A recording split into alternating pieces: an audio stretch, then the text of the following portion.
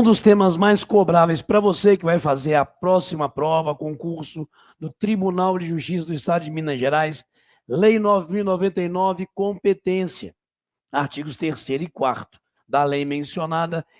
E eu preparei uma aula para os meus alunos do meu site sobre esse tema.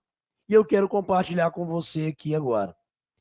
E é muito importante, porque quando a gente examina as provas de tribunal, e cai o conteúdo da Lei 9.099, a competência dos juizados é um dos temas mais cobrados. E eu tenho certeza que essa aula que vai vir aqui na sequência pode te auxiliar a entender esse tema fundamental para você que busca aí ser aprovado em concursos públicos, inclusive no concurso de servidor para Tribunal de Justiça.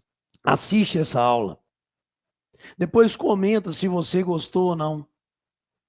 Gostou? Segue a gente aqui no canal, porque a gente sempre traz conteúdo atualizado para você que vai aí fazer concurso público ou, claro, exerce a advocacia. E no descritivo do vídeo tem o meu site, com todos os meus cursos, inclusive esse específico para o Tribunal de Justiça do Estado de Minas Gerais. Tema fundamental. Assiste a aula aqui na sequência.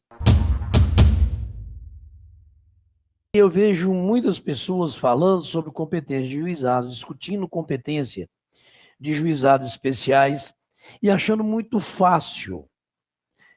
É um dos temas mais complexos dentro dos juizados especiais. A figura da competência.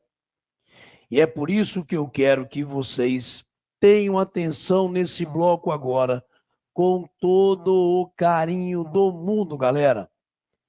De novo, é um dos temas mais cobráveis e não é tão simples como se idealiza, como se imagina. É por isso, estudo do artigo 3º primeiro, vamos lá, competência, previsibilidade, artigo 3º e artigo 4º, aquilo que a gente chama de competência territorial. Senhores, primeiro passo. O juizado especial tem competência para conciliação, processo e julgamento. Eu não estou pensando aqui em execução, mas já deu para perceber que eu sempre coloco conciliação, processo e julgamento, dentro daquelas atribuições maiores que se espera da atividade jurisdicional dos juizados especiais, ok? Isso a gente já enfatizou muito, inclusive, na análise tanto do artigo 1º quanto do artigo 2º. Mas desde que seja conciliação, processo e julgamento para causas de menor complexidade, como a gente tem aqui lançado no artigo 3º caput, assim consideradas. Bom, aqui a gente precisa chamar a atenção de vocês para o seguinte: assim consideradas, aí vem a lei e fala para mim, inciso 1º, causa até 40 salários mínimos, ok? Causas no artigo 2752 do velho CPC. Então eu tenho 4 incisos, mas não necessariamente aquilo que está lançado no inciso é visto como uma causa de menor complexidade. Oi, vai, eu não estou entendendo. Porque o artigo 3º está dizendo para mim, conciliação, processo, julgamento de causas cíveis de menor complexidade, assim consideradas. Bom, há um equívoco normativo, mas cuidado, porque se eu colocar as causas de menor complexidade assim consideradas, A, B, C, D, representando os 4 incisos e criar uma A, B, C, D, criar uma letra E, agregando alguma outra coisa, está fora porque não representa a legislação propriamente dita, tá? Pensando em questão de prova de vocês. Mas, galera, causa de menor complexidade há de ser vista como causa que dispensa pro julgamento do magistrado prova pericial. Se é necessária uma perícia, a causa de uma complexidade tal que mesmo que ela tenha valor de 10 salários mínimos, Inviável será seu processamento e julgamento. Posso até tentar conciliar, ok? Mas para processar e julgar, quando o juiz verifica que é necessária a realização de uma prova pericial técnica, aí o processo deve ser extinto depois da conciliação, mesmo que tenha um valor de 10, 20 salários mínimos. Porque o artigo 35, aqui utilizado em referência da Lei 9.099, o artigo 35 vai dizer para a gente que quando a prova do fato exigir, o juiz poderá inquirir técnicos de sua confiança, permitida às partes a apresentação de parecer técnico. Logo, galera, o que eu tenho aqui é artigo 35, a perícia informal. Precisa saber algum detalhe técnico? É possível que o juiz entenda esse detalhe técnico para julgar a causa, só inquirindo um expert, um perito em testemunha, oralidade, na audiência, oralidade? Sim, é possível. Então, pronto. Então, a causa tem o seu processamento permitido no juizado, mas se é necessário uma perícia técnica, aonde nós teríamos ali quesitos apresentados pelo autor, pelo réu, aí teríamos que pensar na remuneração do perito, saindo fora do grande objetivo do juizado, né? Que é ter ali o processamento da causa em primeiro grau sem despesa, cara. Então, se é necessário uma perícia técnico formal, a causa tem uma complexidade tal que não permite o seu processo e julgamento nos juizados, permitindo, entretanto, a figura da conciliação. Tá bom? Galera, detalhe. Se vocês estão observando, quem já teve aula comigo, talvez para um outro tipo de concurso público ou para advocacia, o conteúdo que eu estou ministrando é muito diferente de outro curso meu, tá, pessoal? O objetivo aqui é aulas para o TJ Minas, como hão de ser ali montadas as questões, envolvendo toda a parte normativa que vocês têm aí dentro do edital, ok? Então, vamos voltar aqui. Para que a causa possa ser processada e julgada no juizado, tem que ser uma causa de menor complexidade. E complexidade maior existirá quando seja necessário uma prova pericial propriamente dita. Me acompanhe aqui agora nos incisos, tá? E se onde observar no material, a gente coloca aqui, inclusive depois, mais detalhado, mas nós teremos causas cujo valor não exceda 40 vezes o valor do salário mínimo, as enumeradas no artigo 2752 do Código de Processo Civil de 1973. E aqui tem uma armadilha enorme para ser cobrada de vocês, galera. Deixa eu tomar uma água aqui.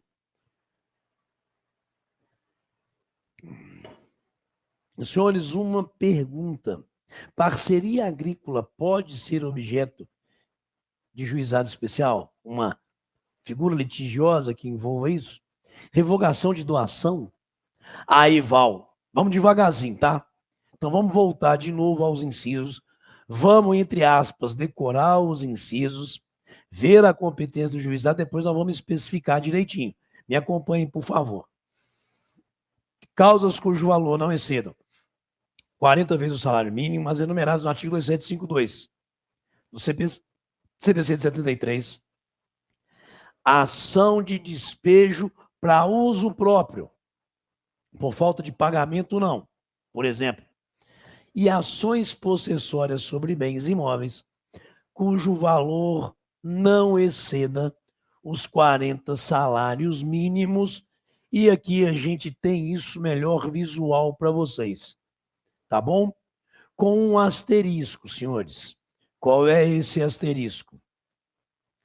No juízo do Código de Processo Civil atual, artigo 1063, que até a edição de lei específica, que ainda não existiu, continuam competentes para o processamento e julgamento das causas previstas no artigo 275, inciso 2 do CPC de 73, que está aqui justamente também lançado, já que nós teremos, portanto, 2752, causas de arrendamento rural ou parceria agrícola. Eu trouxe isso aqui, ó, em destaque para vocês. Senhores, isso aqui se tornou, desde o vigor do novo Código de Processo Civil, para questões que aí existam em provas que versem sobre a Lei 9.099, virou isso aqui uma das maiores armadilhas. E por isso que a gente aqui recomenda o estudo do artigo 2752, como aqui nós colocamos para vocês. Vamos lá, ó.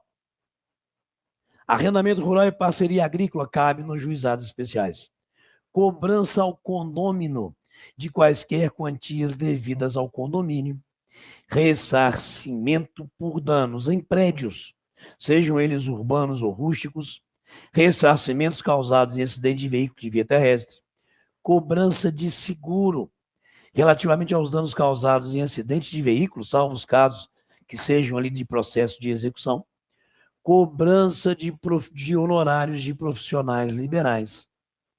E também causas que versem sobre revogação de doação. Galera, tudo isso que lançado está nesse artigo 275, inciso 2 do CPC antigo, também é possível de transitar, de ser processado e julgado no juizado, desde que seja de menor complexidade. Então, por isso que eu falo, entender a competência do juizado é algo extremamente importante. Me permitam aqui voltar de novo com vocês. Estou virando aqui porque eu estou com a câmera aqui, mas o meu Mac de gravação está do lado de cá.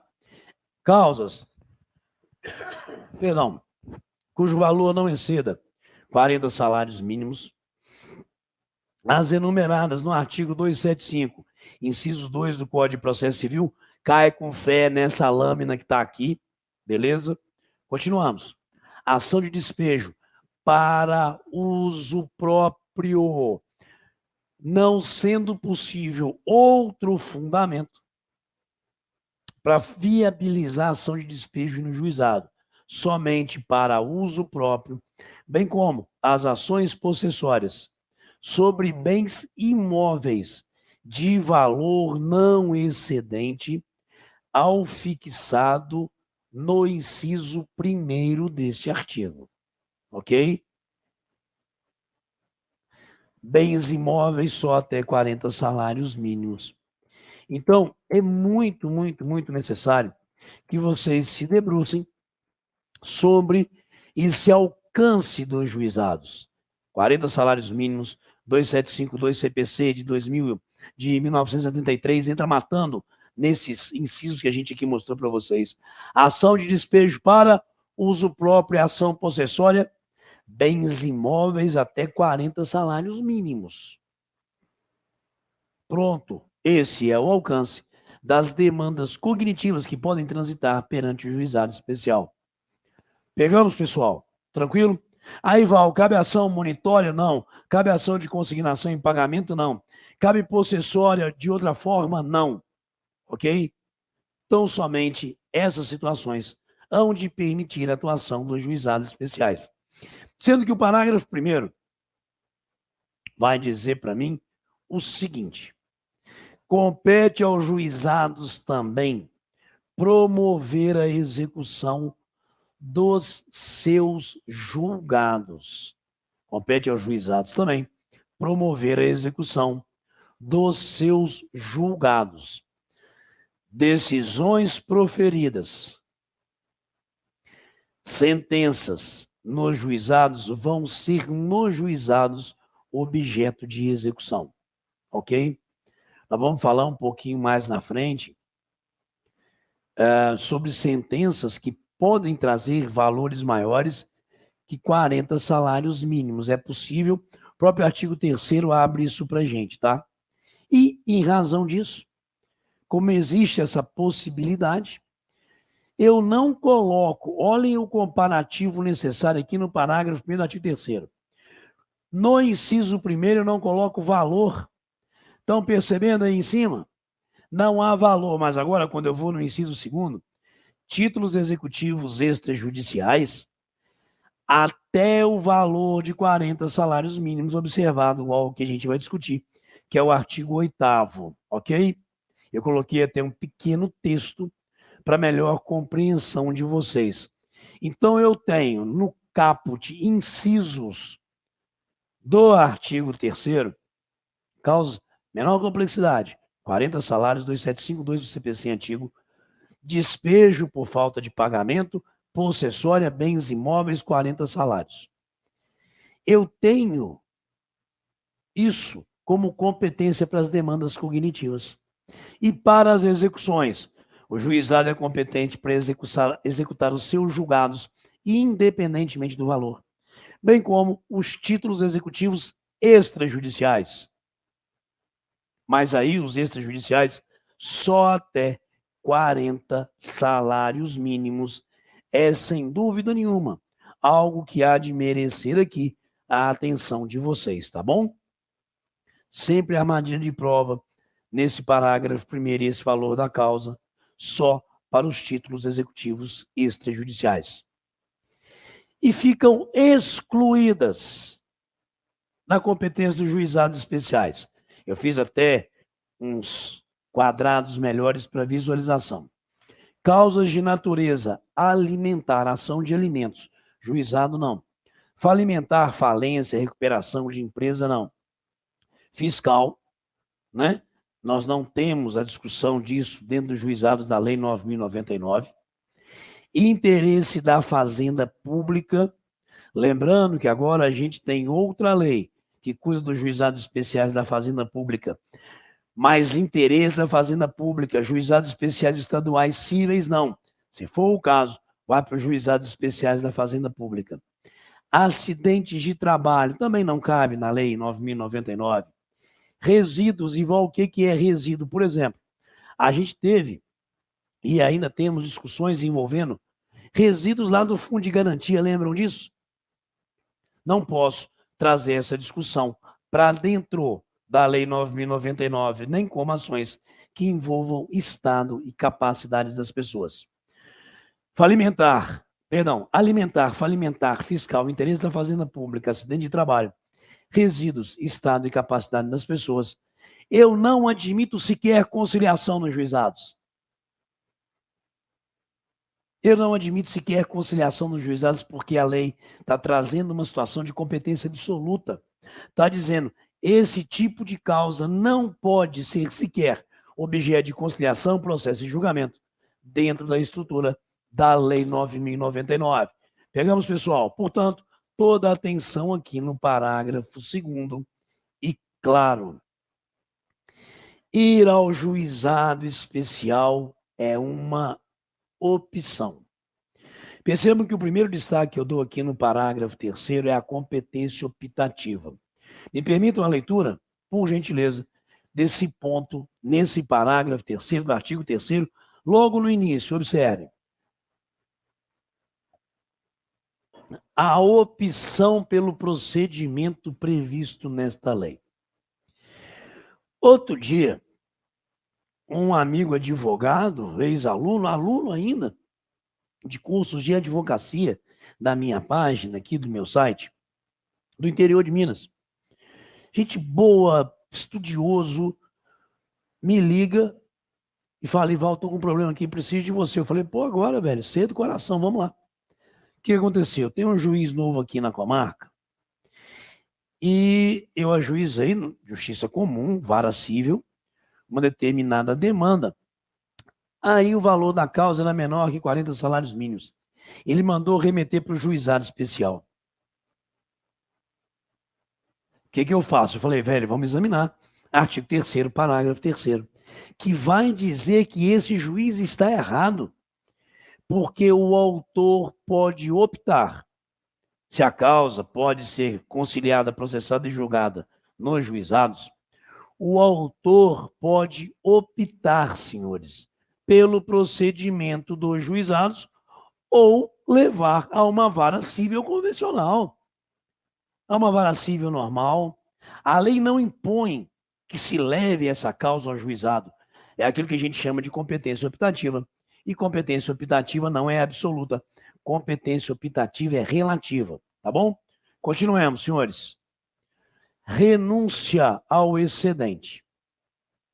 A opção pelo procedimento previsto nessa lei importará em renúncia ao crédito excedente, ao limite estabelecido neste artigo.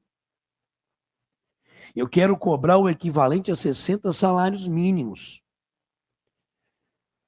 Salvo conciliação, conversarei sobre isso agora, o excedente de 40 é renúncia. Entretanto, a lei não é desistência, viu, galera? É renúncia. Porque renúncia é mérito. Se estou renunciando a um direito, renunciado está. Desistência da ação, eu posso ajuizar de novo. Aqui a expressão da lei, cuidado, não é desistência, é renúncia ao limite estabelecido nesse artigo, excetuada a hipótese de conciliação. Chegamos numa sessão de conciliação no juizado, audiência de conciliação. O cara tem uma dívida lá de tantos R$1.000. Ele quer pagar parcelado, ele não tem condições de fazer pagamento à vista. Aí o credor fala, eu pago, mas você tem que aumentar um pouquinho o valor para a gente poder equacionar isso aqui. E eles fazem um acordo,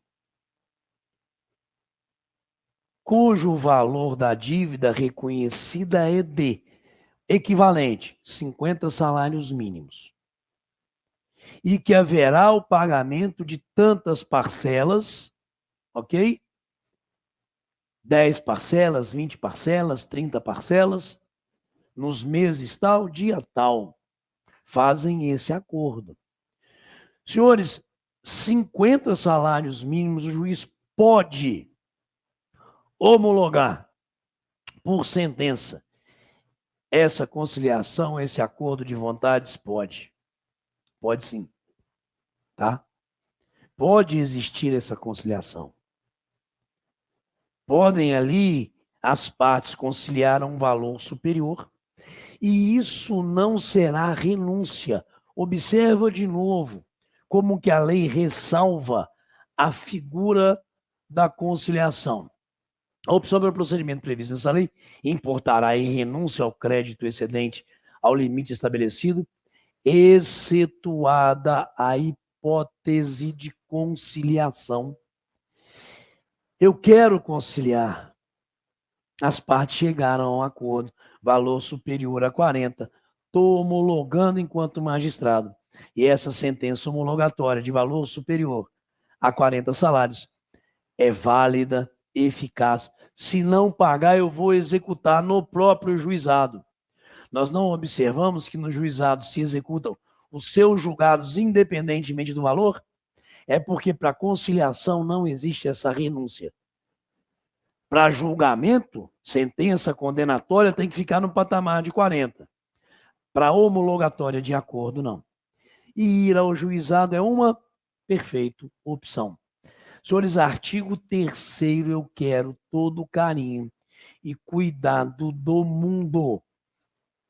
Tá? Artigo 3º é, sem dúvida nenhuma, em provas de tribunal que envolvam Lei 9.099, um dos grandes potenciais de cobrança. E já vimos que é bem complexo. Revejam essa aula, vejam o material, façam anotações. Artigo 4º, competência territorial.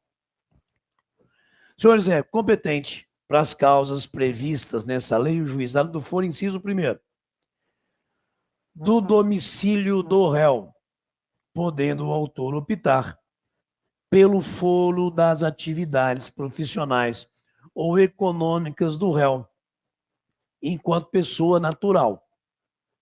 E ocorre muito isso aqui em Minas Gerais mesmo. Tem gente que mora em Belo Horizonte, trabalha em Nova Lima, mora em Contagem, trabalha em Belo Horizonte, sabe? Então aqui se inova em termos de competência territorial, criando, portanto, esse permissivo, para que a gente tenha ali, sendo pessoa natural, o domicílio do réu, aonde proposta seria essa demanda, Mas também a lei permite, por uma opção do autor, que a demanda seja proposta no foro das atividades profissionais ou econômicas desse cidadão réu no processo.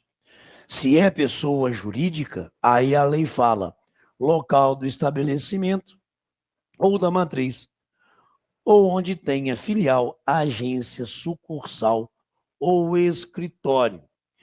Contratei com um banco em Contagem. Tem filial em Belo Horizonte. Beleza. Pessoa jurídica se dá esse permissivo. Inciso 1º, regra de competência territorial. Inciso 2º, galera. Lugar aonde a obrigação deve ser satisfeita. Olha um exemplo aqui. Há um contrato para entrega de coisa. Manuel Credor, domiciliado em Belo Horizonte. Paulo Devedor, domiciliado em Contagem. Só que a coisa deve ser entregue em 7 Lagoas e não foi. Ok? Então, observem, senhores, o Manuel, domiciliado em Belo Horizonte, pode propor essa ação buscando a satisfação da obrigação da entrega desta coisa em 7 Lagoas, que é o local aonde Paulo, domiciliado em Contagem, deveria cumprir a obrigação. Sacaram? Então, eu tenho a regra geral do inciso 1º, tenho para cumprimento de obrigação, local do cumprimento da obrigação, inciso 2º, e aí o inciso 3º vai justamente dizer para a gente ações de reparação de dano. Dano de qualquer natureza, tá, galera? É opção do autor. Propor a demanda no seu domicílio ou no local do ato ou fato. Ação de reparação de dano, seja ou não de direito do consumidor, pouco importa. Ação de reparação de dano, regra não é domicílio do réu, é domicílio do autor ou local aonde ocorreu o ato ou fato que gerou o dano propriamente dito. Sendo que nós temos aqui um parágrafo único. Vamos lá, senhores. Em qualquer hipótese, poderá a ação ser proposta no foro previsto do inciso 1º.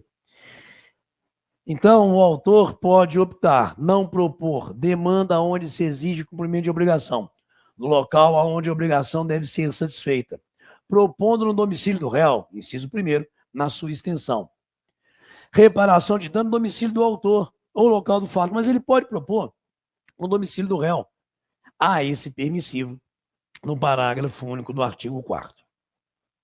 E eu quero, desde logo, uma atenção dos senhores aqui, por favor, tá? Qual é a atenção que eu quero dos senhores aqui? Galera, quando a gente vai no Código de Processo Civil, quando o juiz reconhece, não é aqui em Belo Horizonte que a demanda devia tramitar, mas em Montes Claros, no CPC o juiz determina a remessa dos autos para a comarca onde ali a gente terá o juízo competente. Só que a Lei 9.099, nesse ponto, é muito diferente. Observem o artigo 51. Quando a gente tem o reconhecimento da incompetência territorial, senhores, o processo será extinto, sem resolução do mérito. Artigo 51, item 3. Então, muita atenção nisso, por favor. Ok? Qual a atenção que eu preciso de vocês nesse ponto, galera? No CPC, incompetência territorial, remessa dos autos ao juízo competente.